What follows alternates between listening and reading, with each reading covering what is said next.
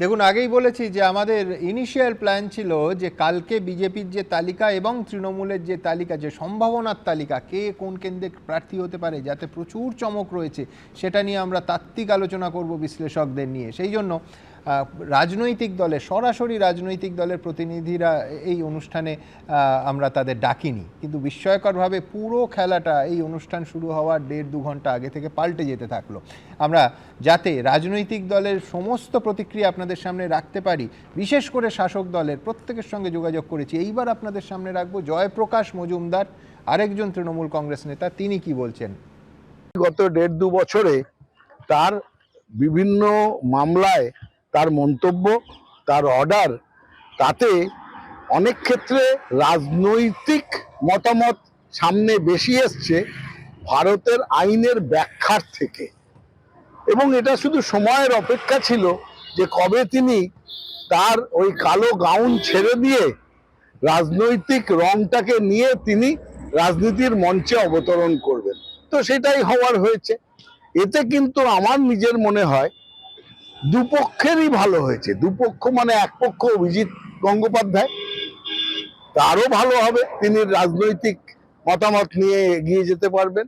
আর ভারতীয় বিচার ব্যবস্থাও এইরকম একজন লোকের কাছ থেকে, যে বেশি রাজনীতি করার ইচ্ছে বিচার বিভাগ থেকে, তার থেকে মুক্তি পাবেন ভারতীয় বিচার বিভাগ।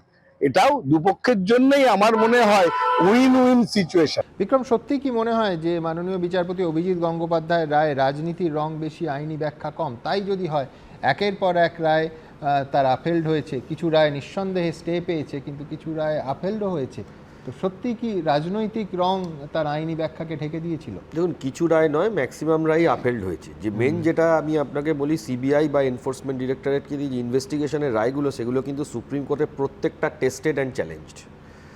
চিফ জাস্টিস অফ ইন্ডিয়ার ঘরে যে মামলা উঠেছিল, সেখানে অভিষেক বন্দ্যোপাধ্যায়ের নামটা এজলাসে বলার কারণে মামলাটা অভিজিৎ গঙ্গোপাধ্যায়ের ঘর থেকে অমৃতা সিনহার ঘরে সরেছিল। কিন্তু চিফ জাস্টিস অফ ইন্ডিয়া এবং নরসিমার ডিভিশন বেঞ্চ একটি রায়কেও কিন্তু তারা টাচ করেননি। It is matter of record. শুধুমাত্র টার্মিনেশন যেগুলো তিনি ডাইরেক্ট দিয়েছেন, সেইখানে সুপ্রিম কোর্ট বলেছে যে যারা যারা ক্যান্ডিডেট, যাদের চাকরি গেছে, তাদেরকে ন্যাচারাল জাস্টিস দিয়ে তাদেরকেও শুনতে। সেই মামলা এখনও ডিভিশন বেঞ্চে হিয়ারিং চলছে। এসএসসির ক্ষেত্রে পাঠিয়ে দিয়েছে ডিভিশন বেঞ্চে, প্লাস আর সুপ্রিম কোর্টে একটা প্রাইমারির মামলা আছে। আমি এখানে আরও একটা জিনিস বলতে চাই। এখানে অভিজিৎ গঙ্গোপাধ্যায়ের যে ইন্টারভিউটা আপনাদের মাধ্যমে আমি দেখলাম, তাতে তিনি বলেছেন তার ওপর যে পরিমাণ অ্যাটাক হয়েছে, তাই জন্য তিনি এই সিদ্ধান্ত গ্রহণ করেছেন। সিদ্ধান্তটা ঠিক না ভুল না কি বৃত্তান্ত, সেসব তো পরে হবে। আমি কলকাতা হাইকোর্টে বিচার ব্যবস্থাকে অ্যাটাকের একটা হিস্ট্রি দেব। আচ্ছা, 2012 সালে প্রথম মমতা ব্যানার্জি বলেন, তখন অরুণ মিশ্র চিফ জাস্টিস ছিলেন। Cash for delivering judgement, irresponsible judgement, সেই নিয়ে কলকাতা হাইকোর্টে কন্টেম ফাইল হয়। মামলার নেতৃত্বে ছিলেন বিকাশ রঞ্জন ভট্টাচার্য। সেই মামলায় রায় হয় যে এর পরবর্তীকালে কখনোই যেন এই ধরনের মন্তব্য না হয় জুডিশিয়ারিকে আন্ডারমিন করে। এই ঘটনা প্রথম পশ্চিমবাংলায় খোদ চিফ মিনিস্টারই করেছিলেন, এবং সেটা ম্যাটার অফ রেকর্ড, আপনারাও দেখিয়েছিলেন এবং বিভিন্ন সংবাদ মাধ্যমে এসেছিল। তারপরে ধারাবাহিকভাবে আপনি যদি দেখেন, আরেকটা মন্তব্য ছিল যে বিচার ব্যবস্থা মোটেই এত ঠুনকো নয় যে কোনো মন্তব্যে। হ্যাঁ, সেটা তো ছিল, সেটা ডেফিনেটলি ছিল, মোটেই এত ঠুনকো নয়। সেটা জাস্টিস অরুণ মিশ্র এবং জয়মাল্য বাগচি ডিভিশন বেঞ্চ বলেছিল, একদম আপনারাও জানেন, এবং সেটা হয়েছিল। কিন্তু আমি এই কারণে বলছি না, বলছি হলো যে যখনই সরকার পক্ষের বিপক্ষে যাচ্ছে, তখন সরকার পক্ষের পক্ষ থেকে বিচার ব্যবস্থার ওপর আক্রমণ হচ্ছে। এটা কিন্তু আজকের ঘটনা না, এবং এটা দীর্ঘদিন ধরে হচ্ছে। ফর এক্সাম্পল, আরও একটা এক্সাম্পল দিতে পারি। সারদা মামলা কলকাতা হাইকোর্ট কিন্তু আমাদের হারিয়ে দিয়েছিল। যারা যারা সারদা নিয়ে লড়াই করেছিলেন, আমরাও লড়াই করেছিলাম, হারিয়ে দিয়েছিল। আমরা কিন্তু কোনো মন্তব্য করিনি, হেরে গেছি, সোজা সুপ্রিম কোর্টে গেছি, সুপ্রিম কোর্ট সারদা মামলা রায় দিয়েছি। এরপরে আসছি রাজেশ বিন্দাল সাহেবের সময় যখন ঘটনাটা ঘটলো 2021-এর নির্বাচনের পরে, খোদ চিফ মিনিস্টার সিবিআই দপ্তরে গিয়ে ঝামেলা শুরু করলেন তার দলবল নিয়ে। এই ঘটনা, এটা ম্যাটার অফ রেকর্ড, এটা কিন্তু আমি কোনো বানানো কথা নয়, সমস্ত সংবাদ মাধ্যমে দেখিয়েছে, এবং সেটা নিয়ে কলকাতা হাইকোর্টে সিবিআই এবং ইডি তারা ছুটে যায়, তাদের অফিসাররা ছুটে যায়, আলটিমেটলি হিয়ারিং হয়, বিভিন্ন মিনিস্টার অনেকে অ্যারেস্টও হন, ব্যাংশাল কোর্টে বেল হওয়ার পরে সেটা ডিভিশন বেঞ্চ স্টে করে, তারপরে জাস্টিস রাজেশ বিন্দালের কোর্ট বয়কট করা হয়। ঘটনা ঘটেছে রিসেন্ট কালে, আপনারা দেখতে পাবেন রাজাশেখর মান্থা ওনার বাড়িতে পোস্টারিং করে দেওয়া হচ্ছে। এটা তো কোনো ভদ্র সভ্য না, ওনার রায় পছন্দ নাও হতে পারে। আদালত চত্বরে, আমি বাইরে বাড়ি পার্সোনাল অ্যাটাকের কথাটাকে যাই, যে বাড়িতে ওনার বাড়িতে পোস্টারিং করে দেওয়া হলো। উনি যাই রায় দিয়ে থাকুন না কেন, that has been tested in division bench, that has been tested in supreme court, কিছু করতে পারেনি, লাস্টে বিচারপতির বাড়িতে পোস্টারিং করা হলো। আদালত চত্বরে ওনার কোর্ট বয়কট করা হয়েছে, দীর্ঘদিন ধরে বয়কট, মানে স্টেটের অ্যাডভোকেটরা ওনার কোর্টে দাঁড়াবে না, এই জায়গায় নিয়ে গিয়েছিল। অভিজিৎ গঙ্গোপাধ্যায়ের ঘরে এরকম অবস্থা হয়ে গিয়েছিল যে স্টোন পেডলিংয়ের মতন ঘটনা ঘটবে, এটা তো হয়েছে, এগুলো কোনো অস্বীকার করার কোনো জায়গা নেই। ইনফ্যাক্ট জাস্টিস অমৃতা সিনহার হাজব্যান্ডকে এই ধরনের একটা মামলা, যে মামলার কোনো বেসিস নেই, যেখানে সিআইডির যত বড় অফিসারই দিক কিছু করতে পারবে না, 8 ঘন্টা 9 ঘন্টা 10 ঘন্টা বসিয়ে রেখে হ্যাকেল করা হয়েছে। এটা যে একটা বিচারপতিকে করা হয়েছে তা না, বহু দিন ধরে চলেছে। তো তার তো কিছু প্রতিক্রিয়া বিচারপতি গঙ্গোপাধ্যায়ের তো ডেফিনেটলি লেগেছে। অনেকে প্রতিক্রিয়া দেন, অনেকে প্রতিক্রিয়া দেন না। উনিও হয়তো প্রথম দিক থেকে কোনোদিন প্রতিক্রিয়া দেন, কিন্তু আলটিমেটলি সেটা ওনার, এবার রাজনীতিতে গিয়ে উনি কি করবেন, কোন রাজনৈতিক দলে যাবেন সেটা পরবর্তীকালে, কিন্তু এই ঘটনাগুলো কিন্তু ঘটেছে। ঠিক। আমি দ্রুত একবার বিকাশ রঞ্জন ভট্টাচার্য আমাদের সঙ্গে এই অনুষ্ঠানে যোগ দিয়েছেন। বিকাশদা, আপনি শুনেছেন নিশ্চয়ই যে মাননীয় বিচারপতি অভিজিৎ গঙ্গোপাধ্যায় বিপি আনন্দকে স্পষ্ট করে বলেছেন তিনি আগামী মঙ্গলবার পদত্যাগ করতে চলেছেন এবং সরাসরি রাজনীতিতে সম্ভবত আসতে চলেছেন। আপনার প্রতিক্রিয়া? উনি পদত্যাগ করছেন, এটা আমার কাছে তো বিস্ময়কর একটি সংবাদ। রাজনীতিতে যোগদান করতেই পারেন, সেটা একটা ইতিবাচক সিদ্ধান্ত, কিন্তু ওর যে মূল লক্ষ্য, যেটা প্রায় সবসময় বলেন যে দুর্নীতির বিরুদ্ধে লড়াই, সেই দুর্নীতির বিরুদ্ধে লড়াই করতে গেলে তৃণমূল কিংবা বিজেপির সঙ্গে কোনো মতেই সম্পর্ক রাখা যায় না। এবং আমার নিজের বিশ্বাস, দুর্নীতির বিরুদ্ধে লড়াইয়ের লক্ষ্য নিয়ে যদিও রাজনীতিতে আসে, বহু মানুষ ওকে সমর্থন করবে, কিন্তু বিজেপির তৃণমূলের সঙ্গে যোগদান করলে পরে ওর যে একটা বিশ্বাসযোগ্যতা তৈরি হয়েছে সেটা নষ্ট হওয়ার সম্ভাবনা আছে। আমি বন্ধু হিসেবে পরামর্শ দেব যে ও নিজস্ব দৃষ্টিকোণ থেকে লড়াইয়ের জন্য রাস্তায় নেমে নির্দল লড়াই করুন, বহু মানুষ বহু রাজনৈতিক দল সমর্থন করবে, সেটাই হবে ওর পক্ষে ভালো। বিকাশদা, এখানে আমার পরের প্রশ্ন থাকবে, বছর দুয়েক আগে, 2 বছরের কিছু বেশি আগে আমাকে দেয়া একটা সাক্ষাৎকারে আপনার প্রসঙ্গ, আজ আপনার কাছ থেকে উনি শিখেছেন, পায়ের কাছে বসে শিখেছেন, এরকম একটি মন্তব্য করেন তার পূর্বাশ্রমের কথা বলতে গিয়ে। সেটা নিয়ে বারবার শাসক দল আক্রমণ করত যে যেহেতু তিনি বিকাশবাবুর কাছ থেকে শিখেছেন সেহেতু তিনি বামপন্থী। খুব স্বাভাবিকভাবেই জল্পনার মধ্যে এটাও আছে যে আপনাদের দলে যোগ দিচ্ছেন কিনা, এটা নিয়ে কি বলবেন? বহুদিন এই জন্য কমরেড জাস্টিস গাঙ্গুলি এইভাবে তৃণমূল মুখপাত্ররা লিখতেন এবং বলতেন।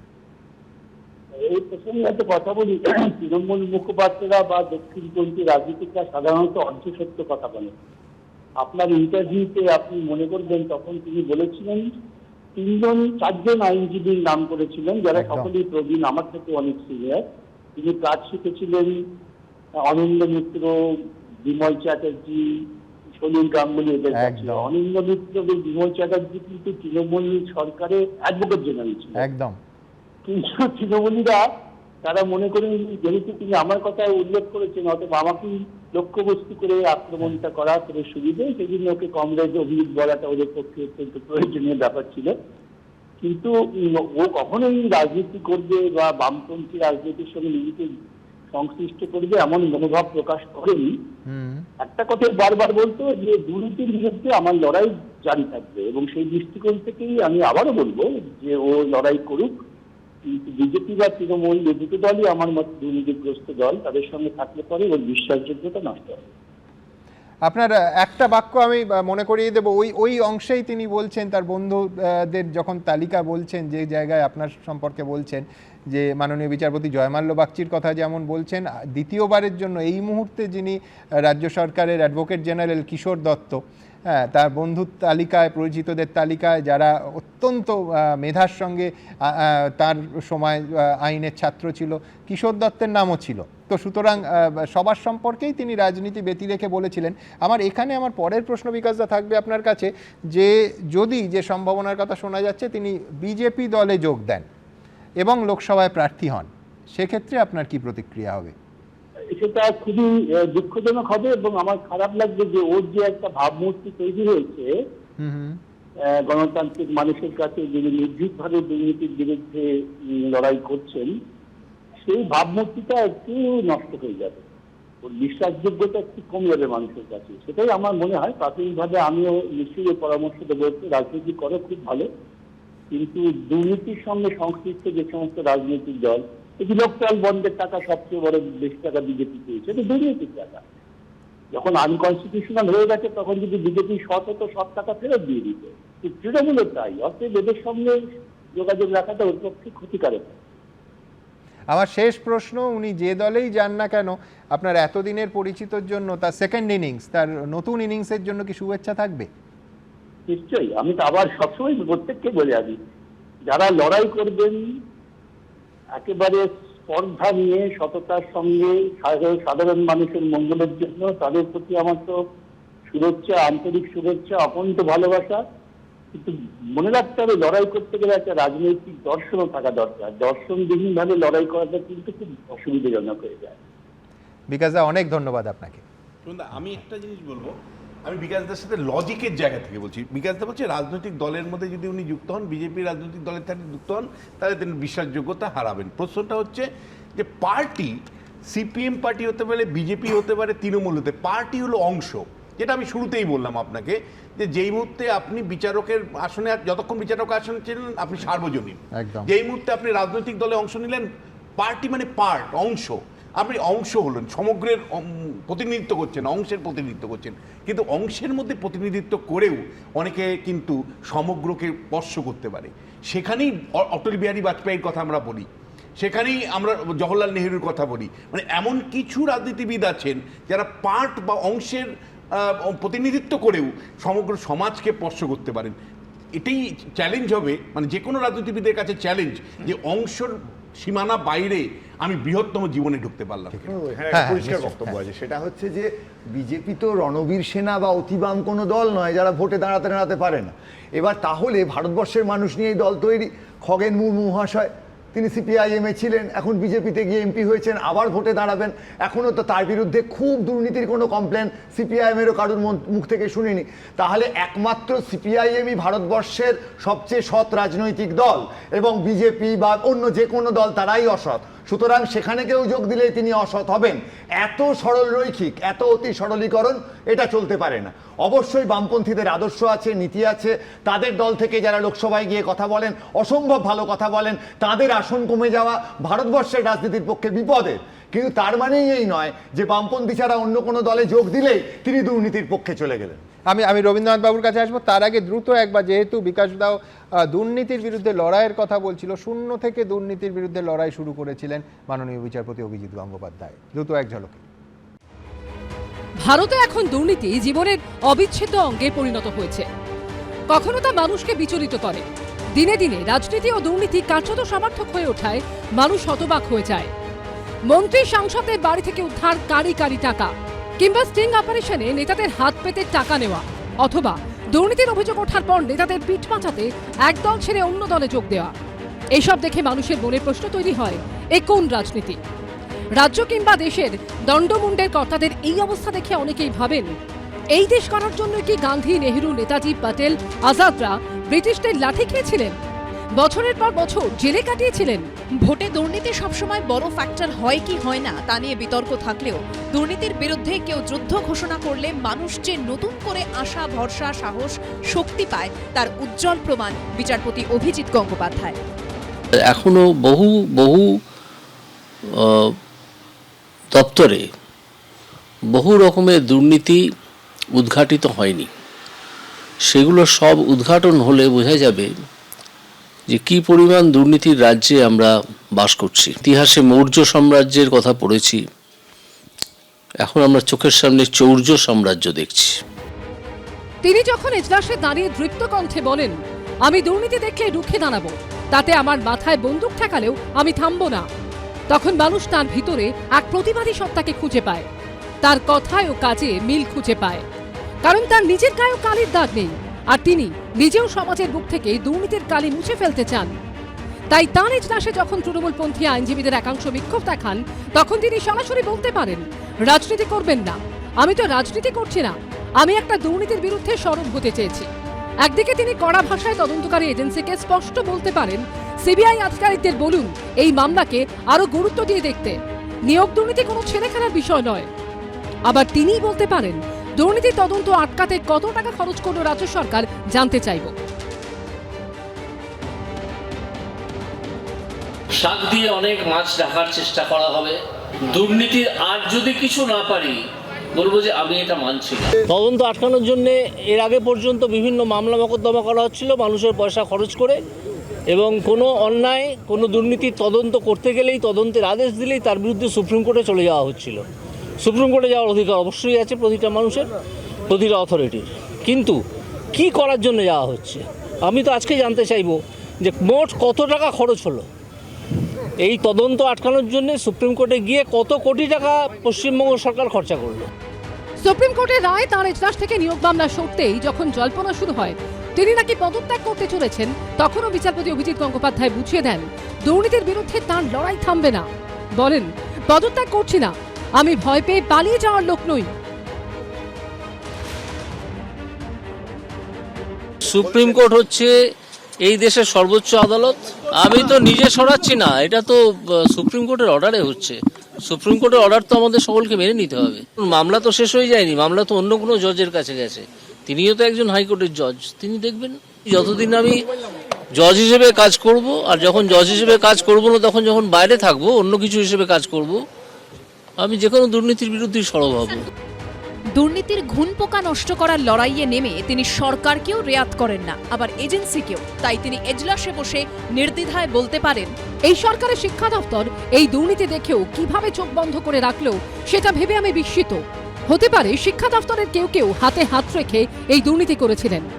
আবার সিবিআইকে ভৎসনা করে বলতে পারেন, সিবিআই রিপোর্ট সন্তোষজনক নয়। নির্দ্বিধায় মিথ্যা বলার অভ্যাস রয়েছে মানিক ভট্টাচার্যের। এটা কোনো জিজ্ঞাসাবাদ হয়েছে? এর থেকে তো আমি ভালো জিজ্ঞাসাবাদ করি। হাইকোর্টের অনেক আইনজীবীও এর থেকে ভালো জিজ্ঞাসাবাদ করবে। তদন্ত শেষ করতে হবে তো, এটা কোনো জিজ্ঞাসাবাদ? ছি ছি ছি। অভিজিৎ গাঙ্গুলি আজ আমাদের কাছে নয়, সারা ভারতবাসীর কাছে, সমস্ত বিদ্বজনের কাছে তিনি ভগবান তুল্য। তিনি এই ন্যায় জিনিসটাকে সবার প্রকাশ্যে এনেছেন, সবাইকে চোখ খুলে দিচ্ছেন, জ্ঞান চক্ষু খুলে দিয়েছেন। তিনি সবার কাছে ভগবান তুল্য। ভগবান কিছু নয়, আমি ভারতীয় জুডিশিয়ারির একটা প্রোডাক্ট, এইটুকু বলতে পারেন। এবং যদি সত্যিই কোনো অভিনন্দন কাউকে জানাতে হয়, সেটা ভারতবর্ষের জুডিশিয়ারি, ভারতবর্ষের সঙ্গে। বিচারপতির আসনে বসে অভিজিৎ গঙ্গোপাধ্যায় বলেছিলেন, দুর্নীতির সমুদ্রে আপনারা সাহায্য করছেন, তারপরেও আমি হাবুডুবু খাচ্ছি। এ তো মহাসমুদ্র, দুর্নীতির মহাসমুদ্র। এই অবস্থায় ঠক বাঁচতে তো গাঁও চার হয়ে যাবে, কিন্তু রাজনীতিতেও তো ঠগের অভাব নেই। সেই রাজনীতিতেই নেমে কি সেই ঠকদের আদৌ দূর করতে পারবেন অভিজিৎ গঙ্গোপাধ্যায়? এটাই কোটি টাকার প্রশ্ন। এবিপি আনন্দ। তৃণমূল নেত্রী দোলা সেন, দেখবো কি বলছেন। গণতান্ত্রিক দেশ, কারোর ইচ্ছে করতেই পারে যে আমি শুধু বিচারপতি থাকবো না, রাজনীতিতে গেলে বোধহয় অনেক কিছু পাবো।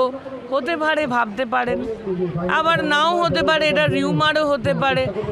ঠিক আছে, গণতান্ত্রিক দেশ, যে যা করে আনন্দ পায়। পৃথিবী আনন্দময়, যার চিত্তে যা লয়। আমাদের কোনো আপত্তি নেই, করুক না, ভালো তো। এসে যদি মানুষের কাজ করে তো ভালো। অত গুরুত্ব দেওয়ার মতন লোক অভিজিৎ বাবু বলে আমি মনে করি না। ঠিক আছে, একজন বিচারপতি ভেবেছেন যে রাজনীতি করবেন, করলে ভালো তো, করুক না, ভালো।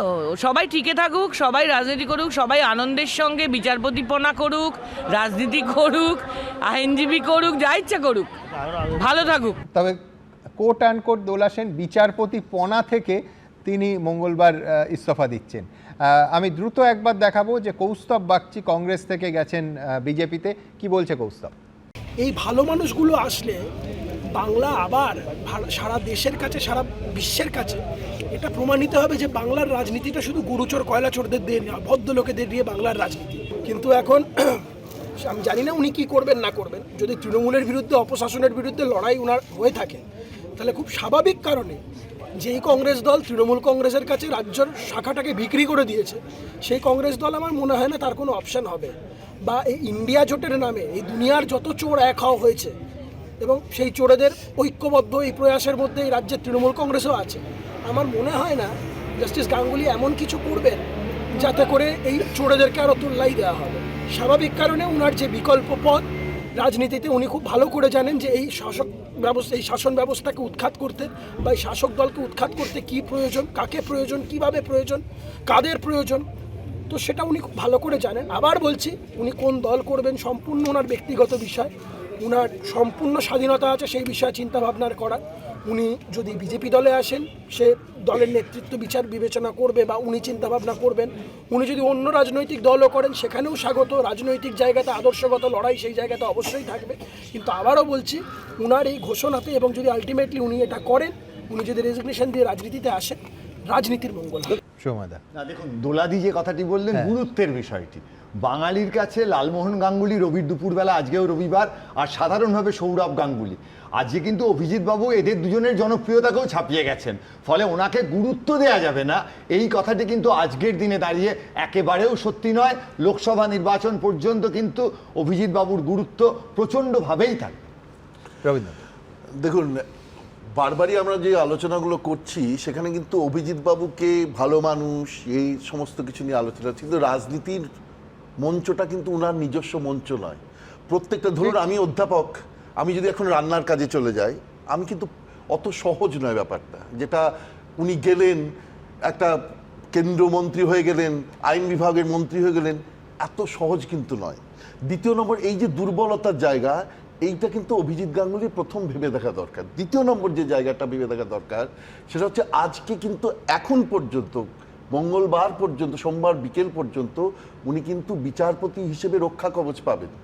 তারপরে কিন্তু তার বিরুদ্ধে নানা ধরনের কুৎসা করতেও লোকের কিন্তু কোনো রকম রক্ষা কবচ না, আমি একটা জিনিস যোগ করি, শুধু আপনি যে টাইম ফ্রেমটা বলছেন শুধু সেখানে নয়। দেখুন, আজ অবধি উনি যে কটা রায় দিয়েছেন, ওনার আজকের সিদ্ধান্ত মানে ঘোষণা এবং ইস্তফার অবধি অপেক্ষা করতে হবে না, গোটাটা, আমি এই অনুষ্ঠান দুটোয় শুরু করা থেকে বলছি, সবকটা সিদ্ধান্ত ওনার আজকের সিদ্ধান্তের আলোতে দেখা হবে। অর্থাৎ সবকটা পক্ষপাত দুষ্ট, হয় উনি ব্যক্তিগত ভাবমূর্তি তৈরিতে করেছেন, নয় রাজনৈতিক পক্ষপাত থেকে করেছেন, এটা দাগিয়ে দেওয়ার চেষ্টা হবে। এবং আমার ধারণা এই চেষ্টা শুরু হয়ে গেছে। যে বিষয়টা নিয়ে বারবার করে তৃণমূল এখন বলতে শুরু করেছে এবং সেটাকে প্রাধান্য দেওয়ার চেষ্টা করবে, এটা আপনারা বুঝুন, যে বলবার চেষ্টা করবে এই জন্যই তিনি যাচ্ছেন, একটা পদ পাওয়ার জন্যই যাচ্ছেন। এবং তৃতীয় নম্বর যে জায়গাটা কিন্তু দেখা দরকার, যে উনি এই যে গোটা বিষয়টা, এই যে উনি এখানে রাজনীতিতে আসলেন, যে দলই যাচ্ছেন, মানে বিকাশবাবু যেটা বললেন, ওটাকে অত উড়িয়ে দেওয়ার কথা নয়। উনি একজন প্রবীণ রাজনীতিবিদ। উনি যে তৃণমূল কিন্তু বিজেপির বিরুদ্ধে এই অভিযোগ করছে, এই চ্যানেলে বসে আমি বারবার শুনেছি, দেবাংশুকে বলা হচ্ছে তোমরা তো সঙ্গে সঙ্গেই চলে যাও ভারত ভ্রমণে। ভারত ভ্রমণে গেলে কিন্তু যে অভিযোগ করছে তৃণমূল সম্বন্ধে আজকে বিজেপি, সেই বিজেপি, তৃণমূল বিজেপি সম্বন্ধে সেই অভিযোগ করবে এবং সেই দোষের ভাগও কিন্তু অভিজিৎ বন্দ্যোপাধ্যায় গাঙ্গুলিকে। খুব দ্রুত, হ্যাঁ, একটা বড় খবর আসছে রাজনৈতিক জগৎ থেকে। একটা রিফার করছি, সেটা হলো যে দেখুন, এটা ঠিক যে রাজনীতিতে আক্রমণ, প্রতি আক্রমণ, এবং কিছুটা অভিজিৎ বাবুর মতন বিচারপতিরা, রাজশেখর মান্তার মতন লোকরা অলরেডি বিচারক হিসেবেই অনুভব করে ফেলেছেন তাদের ব্যক্তি আক্রমণ কিভাবে করা হয়েছে। ফলে রাজনীতিতে যখন নামছেন, তাহলে ব্যক্তি আক্রমণ হবে, তীব্রভাবে হবে। কিন্তু ইম্পর্টেন্ট হলো যে তার অ্যাকসেপ্টেবিলিটি, তার গ্রহণযোগ্যতা, যেটা আপনি শিয়ালদা স্টেশনে দাঁড়িয়ে যখন বুম ধরছেন, বলছে যে ওনার মতন লোকের আসা উচিত, যখন আপনি সাধারণ মানুষের সাথে কথা বলছেন, বলছে না ওনার আসা উচিত, তাহলে এই যে সাধারণ মানুষ কি বলছে সেটা ম্যাটার করে। ফলে শেষ বিচারে তৃণমূল কংগ্রেস তার বিরুদ্ধে প্রচার করুক, সিপিএম তার বিরুদ্ধে প্রচার করুক, কিন্তু সাধারণ মানুষ কি বলছে, যদি সাধারণ মানুষের মনটা থাকে যে না এই ধরনের মানুষের আসা উচিত, যেটা তারা বলছেন ইতিমধ্যেই, তাহলে কিন্তু আমি বলবো অভিজিৎ বাবু একটা গুরুত্বপূর্ণ রাজনৈতিক চরিত্র হয়ে উঠছে পশ্চিমবাংলার রাজনীতিতে। ইনফ্যাক্ট সমিতদা, আমি বলছি যে সৎ মানুষ কেন রাজনীতিতে আসবে না, এই প্রশ্ন এবং এই ক্ষোভ তো সবার। হ্যাঁ, একদম। আমি খুব সংক্ষেপে বলছি, কি অদ্ভুত আমরা রাজ্যে বাস করছি। প্রথম কথা, আমাদের এখানে দুটো পার্ট আছে। অভিজিৎ বাবু বিচারক হিসাবে কি দিয়ে গেলেন, আরেকটা পার্ট হলো উনি রাজনীতিবিদ হিসেবে কি দেবেন, সেটা ভবিষ্যতেই বলতে পারবো। কিন্তু আজ অবধি বলতে পারি, যেটা আমরা একটু আগে যেটা বিশ্বনাথ বলছিল, যে আমরা শিয়ালদা চত্বরের মানুষজন যেটা বলছিলেন, যে বাঙালির মধ্যে অন্তপক্ষে বাংলার বুকে একটা আশা জাগিয়েছেন যে বিচার ব্যবস্থা কি হতে পারে।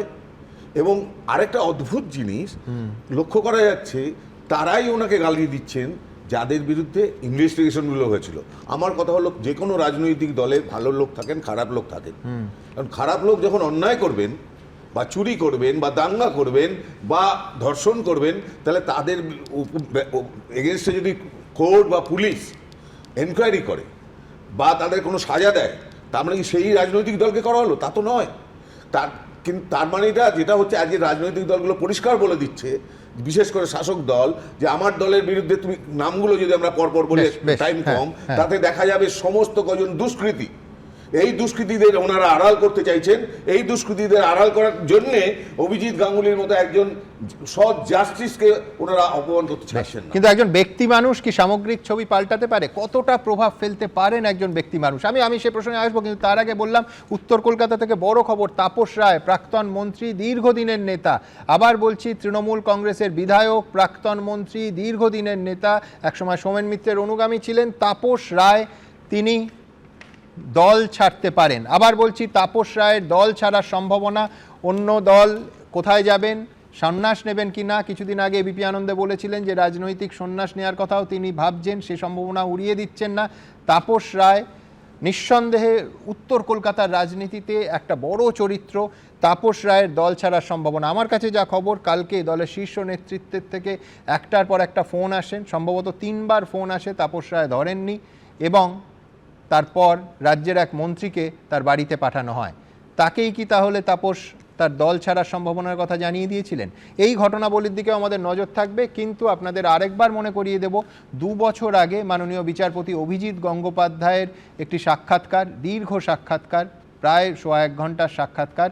সেই সাক্ষাৎকার যখন আমরা নিই এবং যখন সেটা প্রদর্শিত হয়, তার আগে অবশ্যই তাদের আইনি অধিকার আছে, সেই টেলিকাস্ট আটকানোর জন্য কোর্টে মামলা হয়।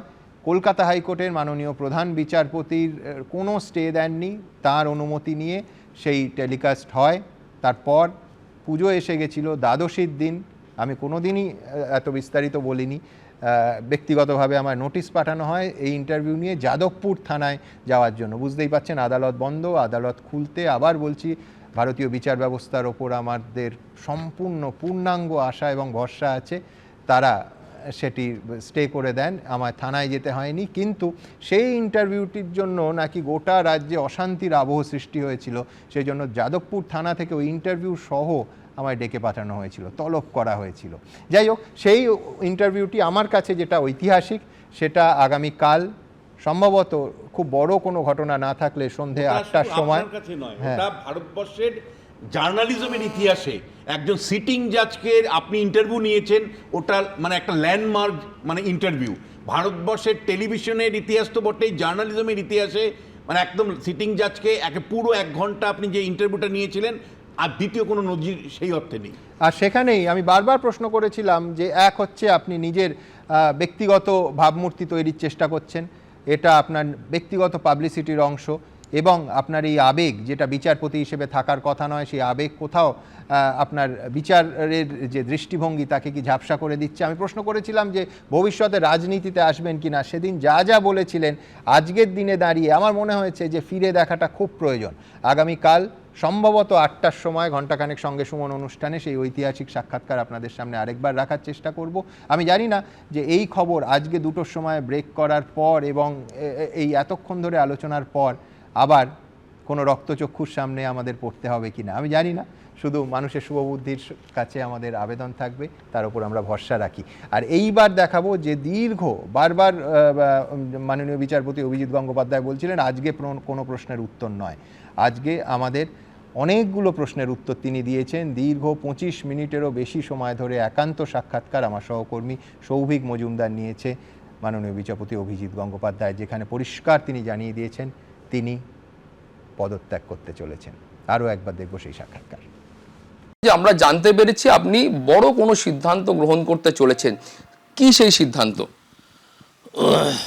বড় কিনা জানি না, আমার জীবনে একটা গুরুত্বপূর্ণ সিদ্ধান্ত তো বটেই। সেটা হচ্ছে যে আমি খুব শীঘ্র রিজাইন করতে চলেছি বিচারপতির পদ থেকে, এবং সেটা আমি করব মঙ্গলবার।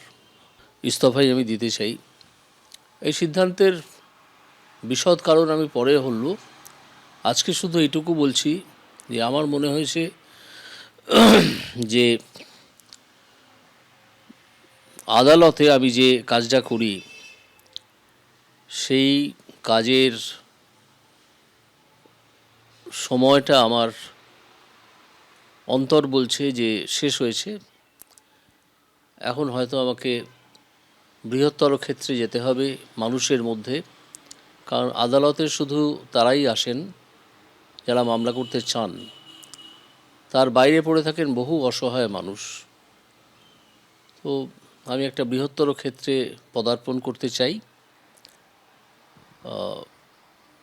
সে সম্বন্ধে আমি বিশদ পরে বলবো, আজকে আর কিছু বলছি না।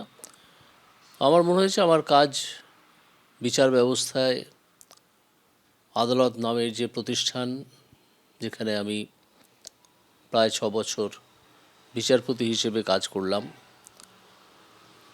সেখানে আমার কাজ শেষ হয়েছে। আর আমার নতুন করে কিছু করার নেই। সেই জন্যে বাকি সময়টা আমি অন্য কাজেই কাটাবো। স্যার, আপনি বলছেন বৃহত্তর ক্ষেত্রে আপনি পদার্পণ করতে চান। এই বৃহত্তর ক্ষেত্র বলতে আমরা কি বুঝবো? কোনো রাজনৈতিক দলে যোগদান করতে চান? এই উত্তর হ্যাঁও হতে পারে, নাও হতে পারে। এ সম্বন্ধে প্রকৃত কোনো সিদ্ধান্ত আমি আজকেই ঘোষণা করব না। কোন রাজনৈতিক দলের সঙ্গে যুক্ত হব, যদি হই আদৌ, সেটাও আমি আজকে বলবো না। কারণ যদিও আমার বিচারের কাজ আর কিছুই বাকি নেই, আমি শুধু সামান্য কয়েকটা মামলা আমার হাত থেকে ছেড়ে দেবো, কোনো অ্যাডজুডিকেশন আর করব না। গত সপ্তাহেও কোনো অ্যাডজুডিকেশন আর করিনি, আমি ছুটিতে ছিলাম। ফলে আমার বিচারের যে কাজ সেটা শেষই হয়ে গেছে। তা সামান্য একটু বাকি আছে, সেটা কালকের জন্য তুলে রেখেছি, করে আমি পরশুদিন বিদায় নেব।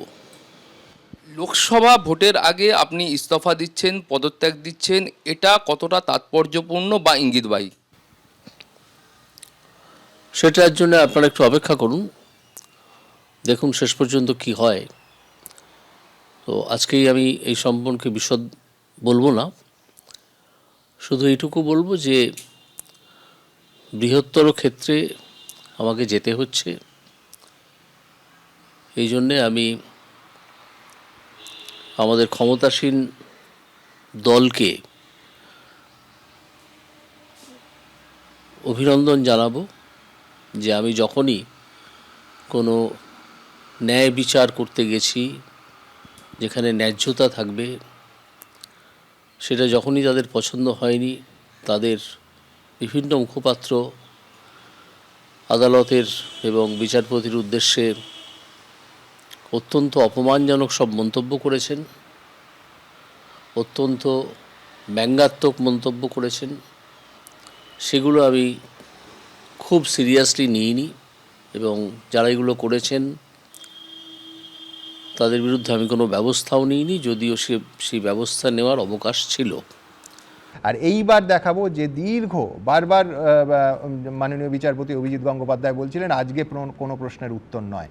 আজকে আমাদের অনেকগুলো প্রশ্নের উত্তর তিনি দিয়েছেন। দীর্ঘ 25 মিনিটেরও বেশি সময় ধরে একান্ত সাক্ষাৎকার আমার সহকর্মী সৌভিক মজুমদার নিয়েছে মাননীয় বিচারপতি অভিজিৎ গঙ্গোপাধ্যায়, যেখানে পরিষ্কার তিনি জানিয়ে দিয়েছেন তিনি পদত্যাগ করতে চলেছেন। আরও একবার দেখব সেই সাক্ষাৎকার। যে আমরা জানতে পেরেছি আপনি বড় কোনো সিদ্ধান্ত গ্রহণ করতে চলেছেন, কি সেই সিদ্ধান্ত? বড় কিনা জানি না, আমার জীবনে একটা গুরুত্বপূর্ণ সিদ্ধান্ত তো বটেই। সেটা হচ্ছে যে আমি খুব শীঘ্র রিজাইন করতে চলেছি বিচারপতির পদ থেকে, এবং সেটা আমি করব মঙ্গলবার। ইস্তফাই আমি দিতে চাই। এই সিদ্ধান্তের বিশদ কারণ আমি পরে হলো, আজকে শুধু এইটুকু বলছি যে আমার মনে হয়েছে যে আদালতে আমি যে কাজটা করি সেই কাজের সময়টা আমার অন্তর বলছে যে শেষ হয়েছে। এখন হয়তো আমাকে বৃহত্তর ক্ষেত্রে যেতে হবে মানুষের মধ্যে, কারণ আদালতে শুধু তারাই আসেন যারা মামলা করতে চান, তার বাইরে পড়ে থাকেন বহু অসহায় মানুষ। তো আমি একটা বৃহত্তর ক্ষেত্রে পদার্পণ করতে চাই। সে সম্বন্ধে আমি বিশদ পরে বলবো, আজকে আর কিছু বলছি না। আমার মনে হয়েছে আমার কাজ বিচার ব্যবস্থায়, আদালত নামের যে প্রতিষ্ঠান যেখানে আমি প্রায় 6 বছর বিচারপতি হিসেবে কাজ করলাম, সেখানে আমার কাজ শেষ হয়েছে, আর আমার নতুন করে কিছু করার নেই। সেই জন্যে বাকি সময়টা আমি অন্য কাজেই কাটাবো। স্যার, আপনি বলছেন বৃহত্তর ক্ষেত্রে আপনি পদার্পণ করতে চান। এই বৃহত্তর ক্ষেত্র বলতে আমরা কি বুঝবো? কোনো রাজনৈতিক দলে যোগদান করতে চান? এই উত্তর হ্যাঁও হতে পারে, নাও হতে পারে। এ সম্বন্ধে প্রকৃত কোনো সিদ্ধান্ত আমি আজকেই ঘোষণা করব না। কোন রাজনৈতিক দলের সঙ্গে যুক্ত হব, যদি হই আদৌ, সেটাও আমি আজকে বলবো না। কারণ যদিও আমার বিচারের কাজ আর কিছুই বাকি নেই, আমি শুধু সামান্য কয়েকটা মামলা আমার হাত থেকে ছেড়ে দেবো, কোনো অ্যাডজুডিকেশন আর করব না। গত সপ্তাহেও কোনো অ্যাডজুডিকেশন আর করিনি, আমি ছুটিতে ছিলাম।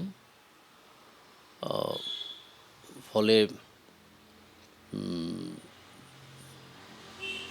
আমার বিচারের যে কাজ সেটা শেষই হয়ে গেছে, সামান্য একটু বাকি আছে, সেটা কালকের জন্য তুলে রেখেছি, করে আমি পরশুদিন বিদায় নেব। লোকসভা ভোটের আগে আপনি ইস্তফা দিচ্ছেন, পদত্যাগ দিচ্ছেন, এটা কতটা তাৎপর্যপূর্ণ বা ইঙ্গিতবাহী? সেটার জন্য আপনারা একটু অপেক্ষা করুন, দেখুন শেষ পর্যন্ত কি হয়। তো আজকেই আমি এই সম্পর্কে বিশদ বলবো না, শুধু এইটুকু বলবো যে বৃহত্তর ক্ষেত্রে আমাকে যেতে হচ্ছে। এই জন্যে আমি আমাদের ক্ষমতাসীন দলকে অভিনন্দন জানাবো যে আমি যখনই কোনো ন্যায় বিচার করতে গেছি, যেখানে ন্যায্যতা থাকবে, সেটা যখনই তাদের পছন্দ হয়নি, তাদের বিভিন্ন মুখপাত্র আদালতের এবং বিচারপতির উদ্দেশ্যে অত্যন্ত অপমানজনক সব মন্তব্য করেছেন, অত্যন্ত ব্যঙ্গাত্মক মন্তব্য করেছেন, সেগুলো আমি খুব সিরিয়াসলি নিইনি, এবং যারা এগুলো করেছেন তাদের বিরুদ্ধে আমি কোনো ব্যবস্থাও নিইনি, যদিও সেই ব্যবস্থা নেওয়ার অবকাশ ছিল। এমনকি কিছু দালালও নেমে পড়েছিল মাঠে কালো কোট গায়ে দিয়ে, যারা ওই একই রকমের গালাগাল আমাকে করতো বিভিন্ন চ্যানেলে বা ইউটিউবে। সেগুলোও আমি গ্রাহ্য করিনি, কারণ আমি জানতাম আমি কি করতে চলেছি, আমি কি করছি, এবং সেটা আইন অনুযায়ী হচ্ছে কি না। তো সেই জন্যে এই যে রঙ্গ ব্যঙ্গ অপমান, এবং বারে বারেই আমাকে বলা হয়েছে ক্ষমতাসীন দলের পক্ষ থেকে, যখনই তারা কোনো প্রতিক্রিয়া দিয়েছেন, যে আপনি মাঠে আসুন, সামনে মাঠে আসুন, এসে লড়াই করুন। তো আমি ভেবে দেখলাম যে তারা যখন ডেকেইছেন এত করে এবং এত ধরনের ব্যঙ্গ এবং অপমানজনক কথা বলেছেন, তাহলে তাদের ইচ্ছেটাই পূর্ণ হওয়া উচিত, পূর্ণ হওয়া দরকার। তো এক প্রকার তাদের এই অপমানজনক কথাবার্তা এবং তাদের এই পাশাপাশি যে আহ্বান যে আপনি মাঠে আসুন, এসে এগুলো বলুন, সেই জন্যই আমার এই পদ ছেড়ে এখন চলে আসা। যখন আমি দেখছি যে আমার বিচারপতি হিসেবে এখন যে মামলা আমি শুনি তাতে করার অনেক কিছু আছে, কিন্তু করেওছি খানিকটা এই অল্প সময়ের মধ্যেই, কিন্তু বিশেষ কিছু করার নেই। যেগুলো আমি করতে চলেছিলাম বা এখনও বহু বহু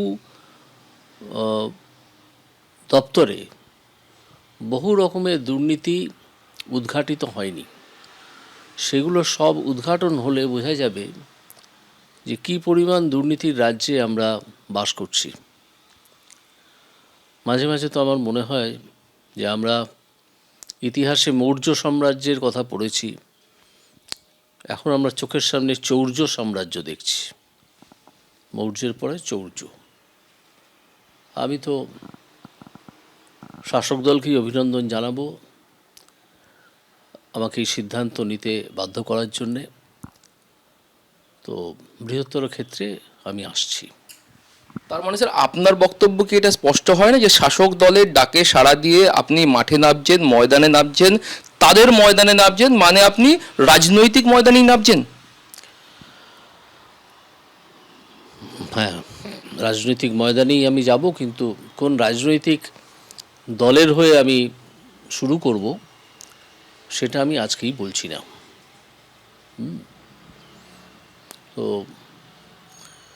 আমি শুধু কালকে আমার খুব সামান্য যে কাজটুকু আছে আদালতে বিচারপতি হিসেবে, যার মধ্যে কোনো অ্যাডজুডিকেশনের কাজ পড়ে না,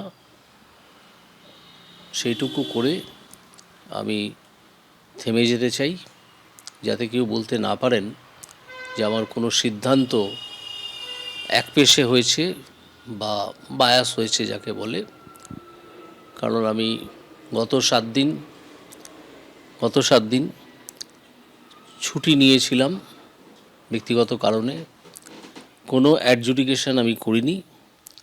আর আগামীকালও আমি যখন আদালতে বসব, শুধু কতকগুলো মামলা আমি ছেড়ে দেবো যেগুলো মার্ক করা আছে আমি শুনবো বলে, সেগুলো কোনো অ্যাডজুডিকেশন নয়, শুধু ছেড়ে দেওয়া মামলাগুলো, শুধু এইটুকু আমি কাল করব, আর কিচ্ছু করব না। তারপর উঠে আসবো কোর্ট থেকে,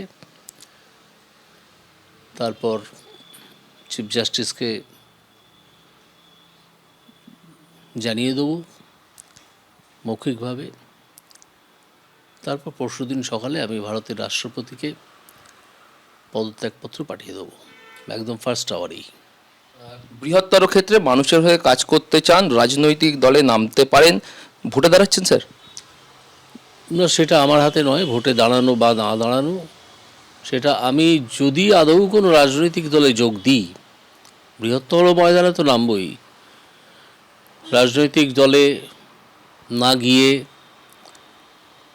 বা না গেলে আমার মনে হয়েছে যে আদালতের ক্ষেত্রের বাইরে যে বহু সাধারণ মানুষ আছে তাদের কাছে পৌঁছানো যাচ্ছে না। তো ভোটে দাঁড়ানো না দাঁড়ানো এই বিষয়ে আমি কোনো কথা আজ বলবো না। এটা যদি কোনো রাজনৈতিক দলে যাই, ভোট এখনও ঘোষণা হয়নি আজ পর্যন্ত, যদি কোনো রাজনৈতিক দলে আমি যোগ দিই, তাহলে তারা সেটা ভাববেন যে আমি কোথাও প্রার্থী হব কি হব না। এটা তাদের হাতে, আমার হাতে নয়। স্যার, কোনো রাজনৈতিক দলে আপনি যোগ দিলে তারা যদি মনে করেন যে আপনাকে প্রার্থী হিসেবে দাঁড় করাবে, আপনাকে যদি টিকিট দেওয়ার প্রস্তাব তারা দেন, আপনি কি সেই প্রস্তাবে সমর্থন জানাবেন বা টিকিট নেবেন? সেটা একটু ভেবেচিন্তে দেখতে হবে যে টিকিট নেওয়াটা কতদূর সঙ্গত হবে, এবং এরকম হতে পারে যে রাজনৈতিক ক্ষেত্রে রাজনীতি মানে তো একটা ক্ষমতা দখলের লড়াই। রাজনীতির অনেক অনেক অঙ্গের মধ্যে একটা হচ্ছে ক্ষমতা দখলের লড়াই। সেই লড়াইয়ে একটা গণতান্ত্রিক পদ্ধতি হচ্ছে নির্বাচন। সেই নির্বাচনে আমি যেতেও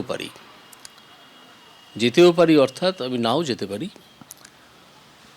কিন্তু টিকিট দেয়া না দেওয়া, তারপরে যদি সেই রাজনৈতিক দল, যদি আমি সেই কোনো রাজনৈতিক দলে যোগদান করি, এখানে অনেকগুলো রাজনৈতিক দল আছে, বাম দল আছে, কংগ্রেস আছে, বিজেপি আছে, ছোট ছোট অন্য অনেক রাজনৈতিক দল আছে।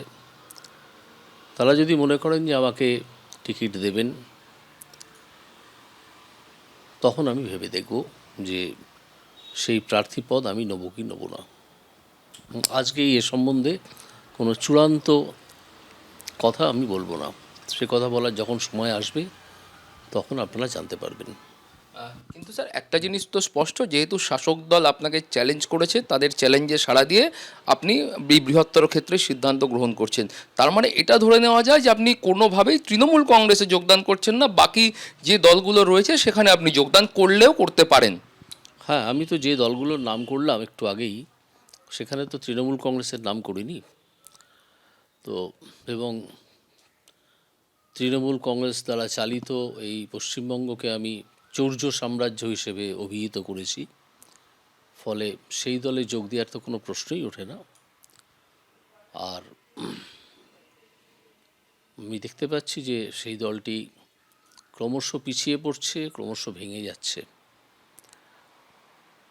আমি কোন দলে যাব না যাব তার চেয়েও অনেক বড় কথা হচ্ছে যে পশ্চিমবঙ্গ যে তার মর্যাদা, তার বিভিন্ন রকমের যে অবস্থান, যেটা তলানিতে এসে ঠেকেছে, সেই পশ্চিমবঙ্গকে বাঁচানো যাবে কি যাবে না। আমরা তো ভাবতেই পারি না যে পশ্চিমবঙ্গের শিক্ষা ব্যবস্থা এই জায়গায় এসে পৌঁছবে, পশ্চিমবঙ্গের শিল্পের চিত্র এই জায়গায় এসে পৌঁছবে। কৃষিতেও আমি শুনছিলাম যারা তার খবর রাখেন, কৃষকদের সঙ্গে কথা বলেছেন, কথা বলতে গিয়ে তারা দেখেছেন যে অধিকাংশ কৃষকই অপুষ্টিতে ভুগছেন। ফলে বোঝা যাচ্ছে যে তারা, সেই কৃষকরাও একটা তাদের যা প্রয়োজন সুস্বাস্থ্য নিয়ে বেঁচে থাকার, সেটা জোগাড় করতে পারছেন না। সব দিকে একটা কেমন যেন অন্ধকার নেমে আসছে। এই অন্ধকারের হাত থেকে আমাদের মুক্ত হতেই হবে। তার জন্যে মানুষকেই এগিয়ে আসতে হবে। একা আমি চিৎকার করলে তো হবে না। আমি যখন এই কাজগুলো করছিলাম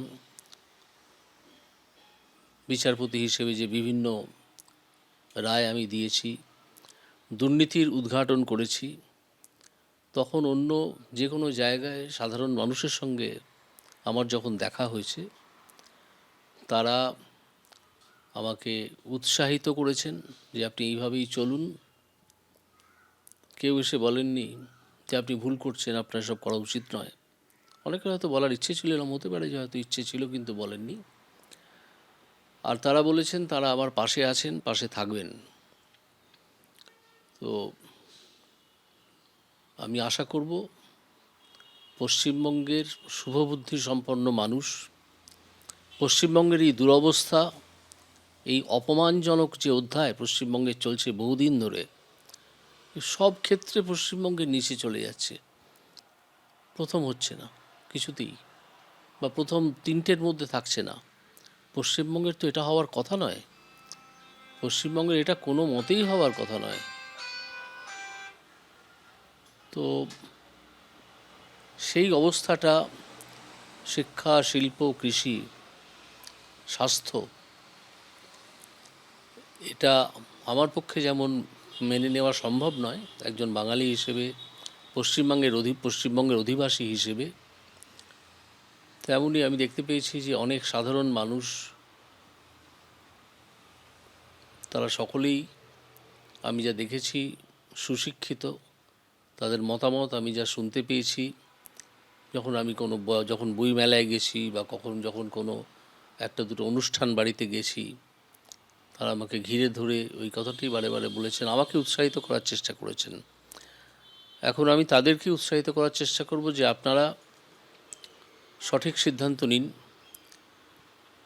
রাজনীতিতে আগ্রহ প্রকাশ করুন। তা না হলে যারা শাসক হিসেবে দেখা দিয়েছে বা দেবে ভবিষ্যতে, তারা কিন্তু পশ্চিমবঙ্গের কোনো উপকার করতে পারবে বলে মনে হয় না, যদি না আপনাদের একটা কড়া প্রহরা সেই ব্যাপারে থাকে। এই কড়া প্রহরা দিতে গেলে রাজনীতিতে আগ্রহ প্রকাশ করতেই হবে। স্যার, আপনার এই সিদ্ধান্ত সেটা যেমন একদিকে ব্যতিক্রমী, আরেকদিকে বিরল তো বটেই। আজকের পরে যে বিতর্কটা তৈরি হবে সেটা নিয়ে ভেবে দেখেছেন স্যার? কি বিতর্ক তৈরি হবে? কি বিতর্ক তৈরি হবে আমি জানি না। যদি বিতর্ক তৈরি হয়, আমি তার এবং সেখানে যদি আমাকে কোনো প্রশ্নের উত্তর দিতে হয়, আমি সেটা দেওয়ার জন্য তৈরি। সেই প্রশ্ন খুব স্পষ্টভাবেই দেবো। আমি তো বললাম যে আমার এই পদ ছেড়ে বৃহত্তর ক্ষেত্রে চলে আসা, তার জন্য আমি তো অভিনন্দন জানিয়েছি এখানকার ক্ষমতাসীন দলকে। তারাই তো আমাকে এখানে টেনে এনেছে। তারা আমাকে চ্যালেঞ্জের মধ্যে দিয়ে আহ্বান জানিয়েছে যে আপনার যদি ক্ষমতা থাকে আপনি চলে আসুন। তো আমি চলে আসছি। পরশুদিনই চলে আসবো, শুধুমাত্র কালকের দিনটা বাকি আছে, যেদিন আমি কোনো অ্যাডজুডিকেশন করব না, শুধুমাত্র কতকগুলো মামলা আমার হাতে আছে সেগুলো ছেড়ে দেবো। এটা কোনো বিচার নয়, শুধু কতগুলো সামান্য অর্ডার পাস করে আমি এই দায়িত্ব থেকে মুক্ত হব। স্যার, আপনি দীর্ঘদিন আইনজীবী ছিলেন, তারপরে আপনি বিচারপতির পদে আসীন হয়েছেন। আপনি জানেন যে কলকাতা হাইকোর্টের বারান্দা বা অলিন্দ, সেখানে প্রচুর খবর পাওয়া যায়, প্রচুর ধরনের গুজব রটে, কোনো খবর ঠিক থাকে। সেখানে এই মুহূর্তে একটা খবর রটেছে যে আপনি রাজ্যপালের পদও গ্রহণ করতে পারেন। এটা কতটা যৌক্তিকতা রয়েছে? দেখুন, রাজ্যপালের পদ গ্রহণ করা, সেটা করলে তো করবে এখন কেন্দ্রে যে দল ক্ষমতাসীন। আমি তো এখনও কোনো ঘোষণা করছি না যে কোন দলে যাব। সুতরাং রাজ্যপাল হব কি হব না, এসবই একটা গেসিং গেম, যে গেস করছেন কেউ। আমি এরকম কিচ্ছু গেস করছি না। আমি আপাতত আমার এই যে বিরাট সম্মানজনক যে দায়িত্ব, বিচারপতির পদ, সেখান থেকে সরে আসতে চাইছি। সরে আসতেই হবে। আমি আরও বৃহত্তর ক্ষেত্রে যেতে চাইছি এবং তারা আমাকে চ্যালেঞ্জের মধ্যে দিয়ে, এই বর্তমান শাসক দল চ্যালেঞ্জের মধ্যে দিয়ে যে আহ্বান জানিয়েছেন, সে আহ্বান আমাকে এই সিদ্ধান্ত নিতে বাধ্য করেছে। আরেকটা প্রশ্ন, আমরা যেহেতু আদালতের খবর সংগ্রহ করে আমরা দীর্ঘদিন দেখেছি যে আপনার এজলাসে বহু মানুষ আসেন যাদের মামলাগুলো আপনার বিচার্য বিষয় নন, কিন্তু তারা চান যে সেই মামলা আপনি শুনুন বা আপনি তাদেরকে একটা সুবিচার দিন।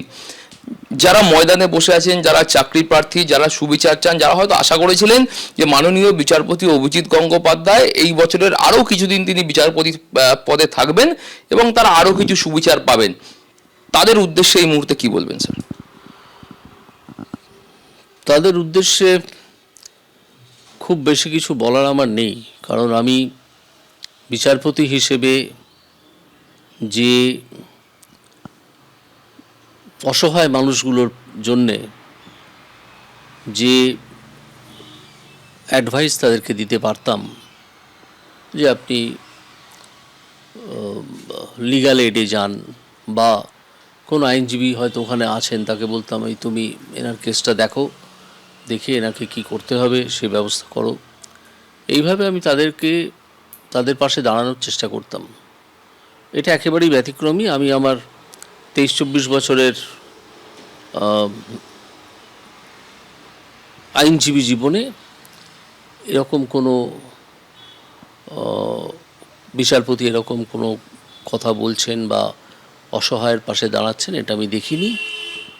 আর বিচারপতি হওয়ার পরে কোন কোর্টরুমে কী হচ্ছে আমি তো দেখতে পাই না, সেটা আমি বলতে পারবো না।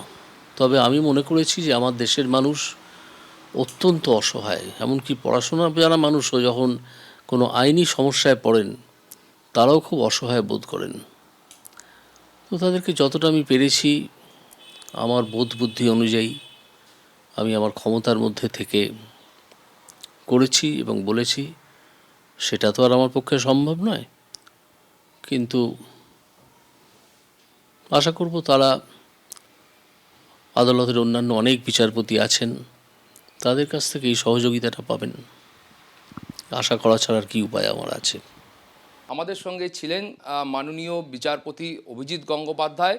তিনি এই মুহূর্তের সবথেকে বড় যে খবর যে তিনি মাননীয় বিচারপতির পদ থেকে তিনি ইস্তফা দিচ্ছেন এবং ইস্তফা দিয়ে বৃহত্তর স্বার্থে মানুষের কথা ভেবে এবং শাসক দলের চ্যালেঞ্জ গ্রহণ করে তিনি তার পরবর্তী পদক্ষেপ গ্রহণ করতে চলেছেন। ফলত তার পরবর্তী পদক্ষেপ কি হয়, তিনি আদৌ কোনো রাজনৈতিক দলের যোগদান করেন কিনা, বা আসন্ন লোকসভা ভোটে তিনি প্রার্থী হচ্ছেন কিনা, বা অন্য কোনো গুরুত্বপূর্ণ পদক্ষেপ গ্রহণ করছে কিনা, সেদিকে আমাদের প্রত্যেকের নজর থাকবে। ক্যামেরায় সন্দীপন গুপ্তর সঙ্গে সৌভিক মজুমদার, এবিপি আনন্দ, বিধাননগর।